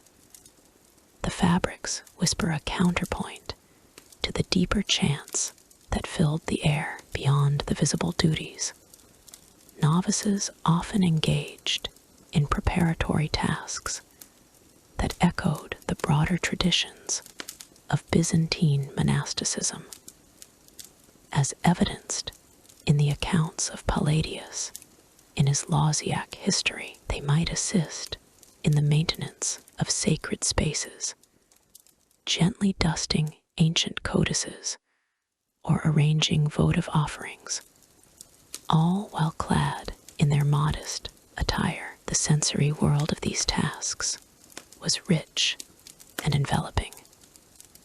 The cool touch of marble beneath bare feet, the earthy aroma of herbs from nearby gardens wafting in on a breeze, and the occasional drip of candle wax pooling on the floor like molten gold. Each action was performed with a deliberate slowness, fostering a sense of calm that belied the city's bustling energy outside the walls. Yet, amid these documented roles, there lingered a quiet mystery, the unrecorded tasks that novices undertook, shadows in the annals of history. Byzantine monastic records, such as the Typicon of the Evergetes Monastery, offer glimpses but leave gaps, hinting at oral traditions passed in hushed tones. Perhaps these involved subtle acts of service, like whispering prayers over forgotten relics, or observing the night skies for omens that guided communal decisions. Duties not etched into scrolls, but carried in the hearts of the faithful. One could envision a novice slipping away at dawn, his candle held low, to perform an unseen rite in a hidden alcove, the air growing heavy with the scent of myrrh and the distant call of seabirds. This enigma added a layer of intrigue, a gentle puzzle that invited contemplation rather than resolution, much like the way a soft breeze might stir the flames without extinguishing them. In their candle-bearing duties, novices embodied a bridge between the earthly and the eternal, as noted in the writings of Evagrius Ponticus, who emphasized the importance of light in spiritual awakening. They learned to hold the candle steady during processions, their arms aching subtly as the wax warmed their skin, a physical reminder of endurance. The flicker of light played across their faces, casting a golden hue that softened young features, while the distant murmur of the city faded into insignificance. Subtle wit emerged in these moments, for one might chuckle inwardly at how a simple flame could command such reverence, its dance a playful defiance against the darkness. The sensory tapestry of their roles was profound, drawing from the rich historical context of Constantinople's monastic life, the feel of the robe's hem trailing over uneven stones, the faint taste of smoke on the air from extinguished wicks, and the rhythmic sound of breath synchronized with chants, all wove together to create an atmosphere of serene devotion. Historical examples, like those from the life of Saint Daniel the Stylite, illustrate how novices might have prepared for such services, ensuring candles were plentiful and pure. Their tasks, a quiet echo of the saints' own ascetic practices. As they moved through the cloisters, novices also took on roles in the preservation of knowledge, subtly aiding in the copying of texts without delving into the full routines of daily life. They handled scrolls with care, the parchment's texture rough under their fingers, and perhaps paused to admire an illuminated letter, its colors gleaming like hidden treasures. The mystery deepened here, for some tasks remained unwritten, perhaps acts of quiet intercession or observations of natural signs that informed the monastery's rhythms, passed down through generations, but lost to modern eyes. This unrecorded aspect lent a dreamlike quality, as if the novices were keepers of secrets that time had gently erased, their simple robes and candles symbols of an enduring, unspoken legacy. In the quiet hours, when the monastery settled into stillness, a novice might stand alone in a corridor, candle in hand, the wax dripping rhythmically like a heartbeat. The air cooled around him, carrying whispers of ancient breezes from the sea, and the soft glow revealed faint frescoes on the walls, their colors muted yet alive. Historical records from figures like Theodoret of Sirtis hint at similar roles, where novices served as unobtrusive guardians of sacred spaces, their presence a calming force amid the spiritual fervor. Through it all, the roles of these young souls were marked by a gentle progression. Each candle carried not just as a light, but as a metaphor for their own journey toward enlightenment. The mystery of those unrecorded tasks added a subtle charm, inviting the mind to wander through possibilities, much like the way a flame might flicker and dance without revealing its full story. As the novices fulfilled these roles, their simple acts of devotion wove into the larger mosaic of monastic existence, leading seamlessly toward the explorations that follow. In the hushed heart of 6th century Constantinople, where the city's ancient walls cradled secrets older than the emperors themselves, a cloister stood as a sanctuary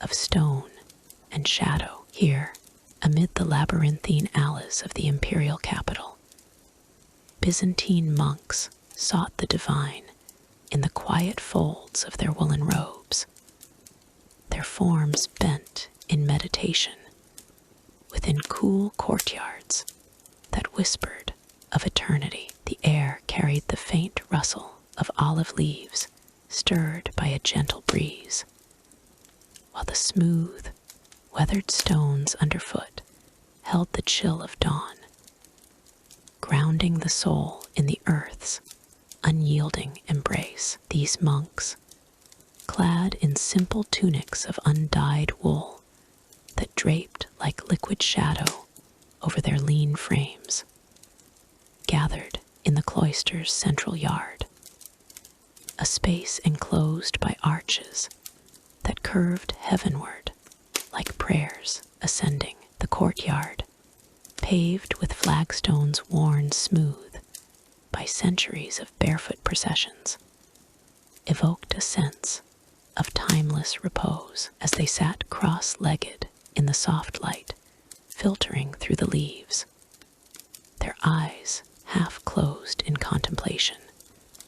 The world beyond the walls, the clamor of markets, the rumble of chariots faded into a distant murmur, leaving only the serene rhythm of breath and the occasional sigh of wind through the cypress trees. One might imagine the scene as the sun climbed higher, casting a golden haze over the courtyard's perimeter. The stones, cool and damp from the night's dew, pressed against the monks' palms as they rested in meditation, their fingers tracing invisible patterns on the ancient masonry. A subtle fragrance lingered in the air, the earthy scent of moss climbing the walls, mingling with the faint, resinous aroma of frankincense that had seeped into the very fabric of the place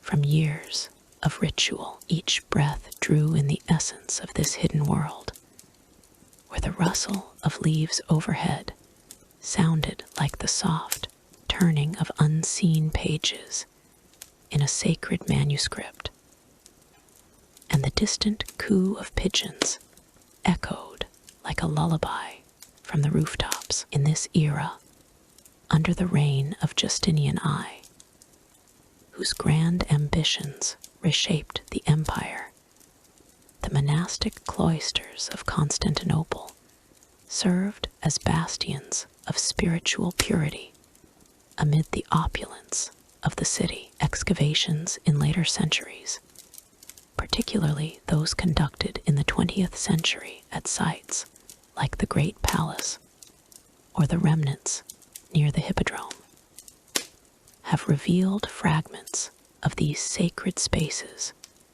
broken arches, and inscribed pillars that hint at designs long vanished. Yet it is the mystery of those lost cloister layouts that weaves an intriguing thread through the tapestry of Byzantine history. Scholars pore over reports from digs at places such as the monastery of Staudios, where unearthed mosaics and foundation stones suggest intricate geometric patterns, perhaps inspired by early Christian symbolism or the mathematical harmonies of Greek philosophy. These designs, now mere echoes in the earth, once guided the monks' movements, their paths forming symbolic journeys toward enlightenment. As the monks meditated, their robes pooling around them like pools of still water, the courtyard became a canvas for subtle sensations. The air, cool and crisp against their skin, carried whispers of the sea from the nearby Bosporus, a salty undertone that blended with the warm, honeyed scent of wildflowers creeping through the cracks in the walls. One could almost hear the faint hum of bees in the distance, drawn to the cloister's hidden gardens, their buzz a gentle counterpoint to the monks' silent introspection. The stones themselves seemed alive, their surfaces etched with faint carvings, perhaps ancient script or floral motifs that spoke of craftsmen long gone, their tools shaping not just rock, but the very spirit of the space. Historical accounts, drawn from excavation reports like those of the British School at Athens, or the meticulous surveys of the Byzantine Institute, paint a picture of these cloisters as more than mere enclosures. They were architectural poems, where every arch and pillar aligned with the cosmos, reflecting the Byzantine fascination with harmony and the divine order. Yet the mystery deepens with what has been lost. Designs that may have incorporated hidden chambers or celestial alignments, now buried under layers of time and urban sprawl. Imagine, for instance, a cloister where the morning light fell precisely on a central mosaic at solstice, a detail uncovered in fragments from sites near the Church of the Holy Apostles. Such elements suggest a profound integration of faith and geometry, lost to us now, leaving only tantalizing questions for the modern mind to ponder. In moments of deeper reflection, the monks might have felt the weight of these mysteries. Their minds wandered